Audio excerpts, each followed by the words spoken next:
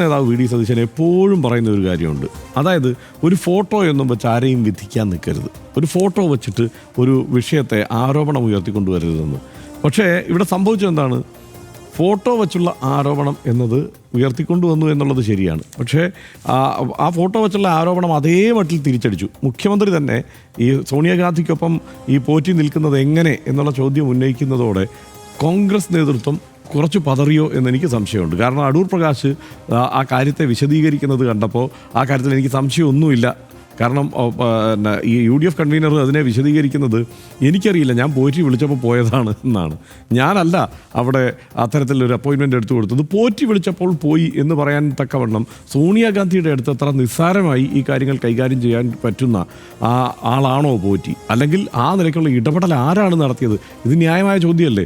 ആ ചോദ്യങ്ങൾക്ക് വ്യക്തമായ ഉത്തരം എന്തായാലും അടൂർ പ്രകാശിന് നൽകാൻ കഴിഞ്ഞിട്ടില്ല എന്നുള്ള കാര്യത്തിൽ ഒരു സംശയവുമില്ല. അപ്പോൾ ആ ചോദ്യം ഉയർന്നുകൊണ്ടിരിക്കും.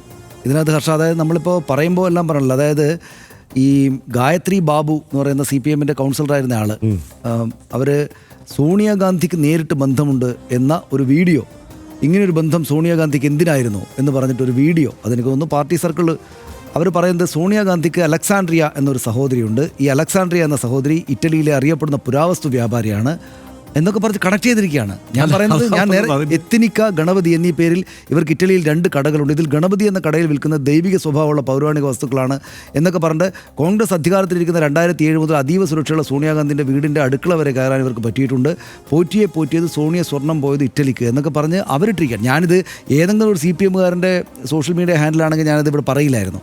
പക്ഷേ ഇത് ഗായത്രി ബാബു എന്ന് വെച്ചാൽ അവരുടെ ഒഫീഷ്യൽ അക്കൗണ്ടാണ്. അവിടുത്തെ കൗൺസിലറാണല്ലോ, CPM-ൻ്റെ പ്രധാനപ്പെട്ട യുവ നേതാവാണല്ലോ. അവരുടെ ഇതിനകത്ത് സോഷ്യൽ മീഡിയ വീഡിയോ ആണ്. അതായത് അത്രക്ക് ഉത്തരവാദിത്തമുള്ള നേതാക്കൾ വന്നിട്ട് അങ്ങോട്ടും ഇങ്ങോട്ടും വളരെ കനത്ത ആക്ഷേപങ്ങൾ ഉന്നയിക്കുകയാണ്. സുബ്രഹ്മണ്യനെ പോലെ മുതിർന്ന നേതാവാണ് ഈ പറയുന്ന വ്യാജ പോസ്റ്റ് ഫേസ്ബുക്കിലിട്ട് ഈ ആരോപണത്തെ വേറൊരു തരത്തിൽ കൊഴിപ്പിക്കാൻ നോക്കുന്നത്. ഇതിലിപ്പോൾ ഞാൻ നേരത്തെ പറഞ്ഞ പോലെ ഒറ്റക്കാരൻ പറ്റും. ഞാൻ നേരത്തെ പറഞ്ഞത് ഇത് സെൻസേഷനൈസ് ചെയ്യരുത് എന്ന് തോന്നുമ്പോൾ തന്നെ ഇത് വലിയ ഗൗരവമുള്ള സംഗതിയാണെന്ന് നമുക്ക് ഇതിനകം ബോധ്യപ്പെട്ടിട്ടുണ്ട്. അതുകൊണ്ടാണ് രമേശ് ചെന്നിത്തലയെ പോലുള്ളൊരു മുൻ ആഭ്യന്തരമന്ത്രി പറയുന്നു ഇതിനെ നിസ്സാരീകരിച്ച് കാണരുത് എന്ന നിലപാടിലേക്ക് നമ്മൾ എത്തുന്നത്. ഇതിപ്പോൾ ചെറുപ്പക്കാരിയാണെങ്കിലും യുവ നേതാവാണെങ്കിലും ഇവരൊരു നേതാവാണല്ലോ ഇക്കാര്യം പറയുന്നത്. അപ്പോൾ ഇത് പരസ്പരം ഉന്നയിക്കുന്ന ആരോപണങ്ങളുടെ വലുപ്പം കാണുമ്പോൾ നമുക്ക് ബേജാറായി പോകും.